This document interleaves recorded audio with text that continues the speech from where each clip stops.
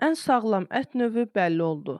Son araşdırmaların nəticələrinə görə nə mal əti, nə qoyun, nə də quzu əti deyil, ən sağlam qırmızı ət keçi ətidir. Sağlamazın məlumatına görə mütəxəssislər bildirir ki, keçi əti az yağ tərkibi, yüksək qida dəyəri və asan həzm olunması ilə digər ət növlərini geridə qoyur. Keçi əti qırmızı ət kateqoriyasında ən aşağı yağ və kalori səviyyəsinə malikdir. Bu xüsusiyyət onu həm ürək sağlamlığını qoruyanlar, həm də çəkisini idarə etmək istəyənlər üçün ideal edir.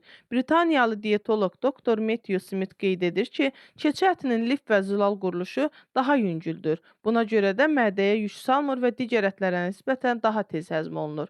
Mütəxəssislər bildirirlər ki, keçi əti zülal, dəmir, B12 vitamini və sink baxımından olduqca zəngindir. Bu maddələr enerji səviyyəsini artırır, immuniteti gücləndirir və əzələ sağlamlığını dəstəkləyir.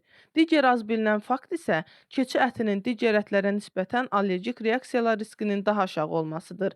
Araşdırmalara görə hətta mal və ya quzu ətinə qarşı həssaslığı olan bəzi insanlar keçi ətini problemsiz şəkildə yeyə bilərlər.